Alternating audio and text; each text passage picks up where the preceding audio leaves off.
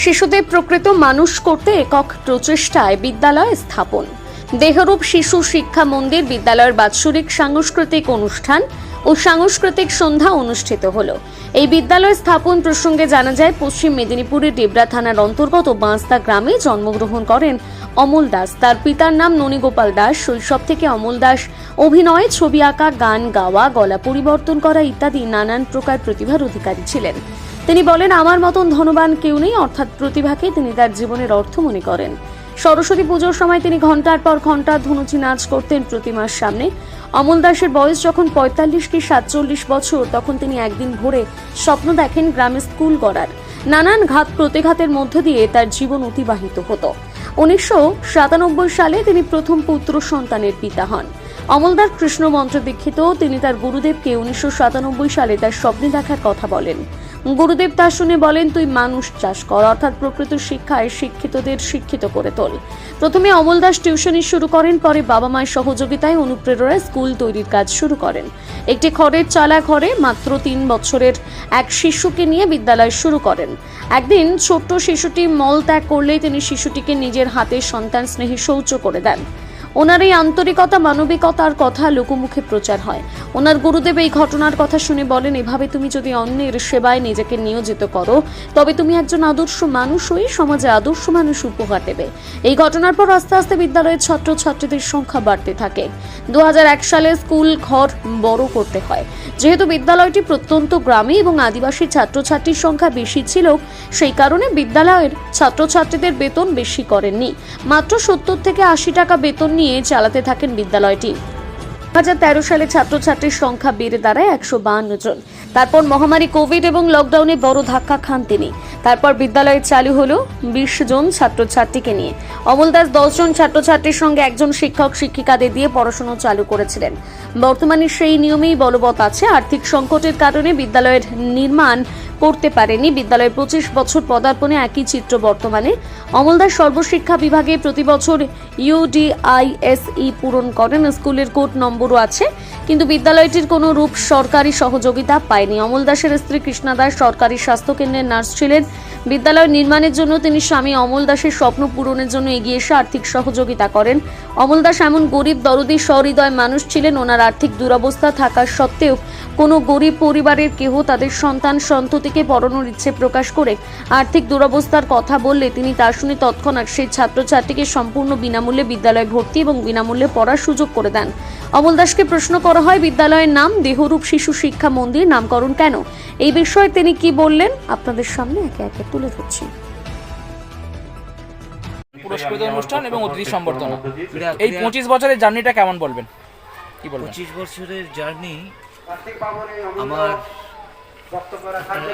একটা মুনি ঋষি সাধনা করলে যতখানি কষ্ট হয় তার চেয়েও বড়, সবচেয়ে বড় কথা, আমার এই প্রতিষ্ঠানের মধ্যে যদি অন্তর্নিহিত দৃষ্টি দিয়ে দেখে, তাহলে এই প্রতিষ্ঠানের প্রতিটা ইট, প্রতিটা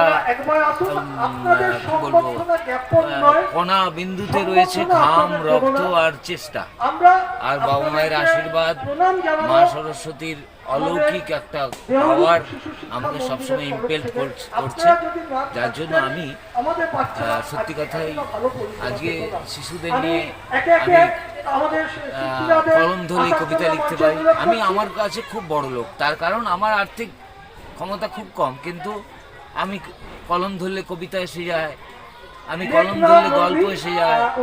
এর থেকে বড় লোক আমার মনে হয় কেউ নেই, কারণ মা সরস্বতীর আশীর্বাদ আমার সঙ্গে রয়েছে।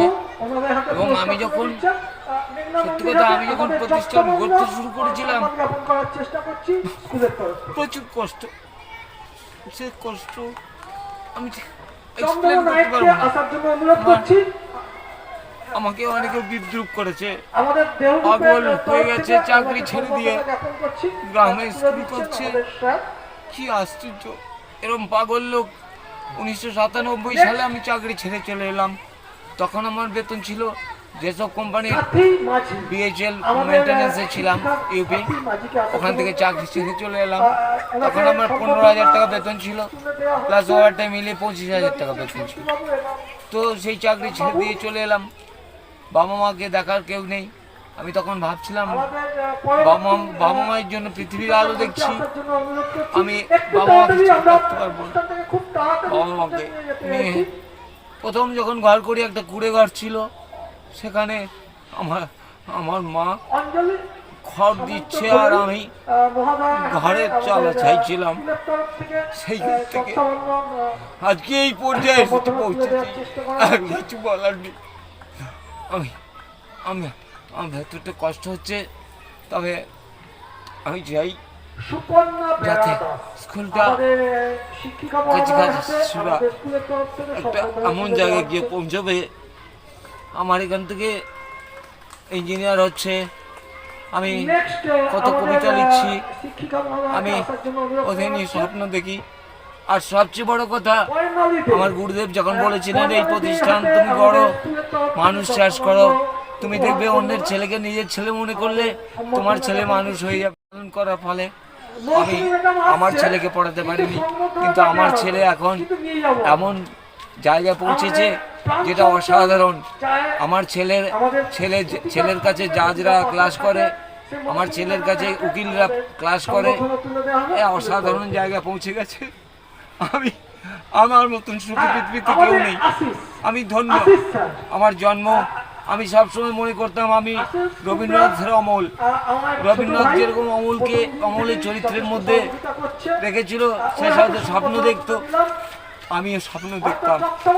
আমি ছবি আঁকা, অভিনয়, গান কিছু বাদ রাখেনি। মা সরস্বতী আমাকে ভরে দিয়েছে, কিন্তু মা লক্ষ্মী অনেক দূরে আছে বলে আমি প্রতিষ্ঠানকে ঠিক মনের মতো করতে পারছি না।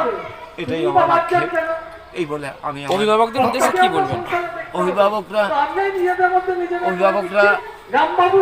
সাহায্য করছে খুবই কম মুষ্টিমেয়, কারণ এটা তো গ্রাম।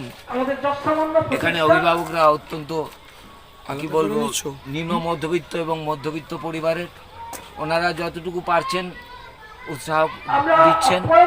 এবং অমল কুমার দাস মহাশয় গত বছর এসছেন, ডুয়ার স্কুলের প্রাক্তন টিচার। উনিও বলতে বলতে আমাকে সমবেদনা জানিয়েছেন। ওনার কাছে আমি কৃতজ্ঞ।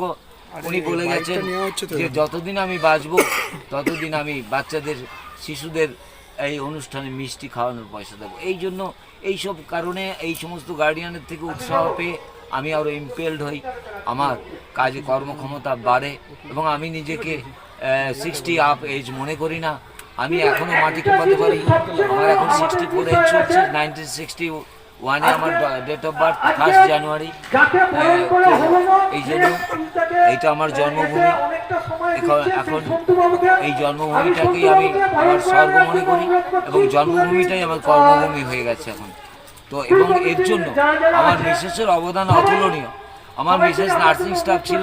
আজকে আমার মিসেস আমার ছেলেকে সমস্ত সংসারের খরচা চালাচ্ছে বলেই আজকে আমি এই প্রতিষ্ঠানের পেছনে সম্পূর্ণ সময় দিতে পেরেছি এবং আমি আমার মিসেসের কাছে ভীষণভাবে কৃতজ্ঞ। আমার মিসেস কৃষ্ণা দাস, এই কৃষ্ণা দাসই বলতে গেলে এই প্রতিষ্ঠানের কর্ণধার। আমি তার কর্মচারী মাত্র, এটাই আমি মনে করি। আপনার আগামী দিনের পরিকল্পনা কি আছে? আগামী দিনের পরিকল্পনা কি আছে? আগামী দিনের পরিকল্পনা আমি চাইছি যে আগামী দিনে যাতে এটা অন্তত মাধ্যমিক হয়ে যায়। আমার প্ল্যান ছিল যে এবছর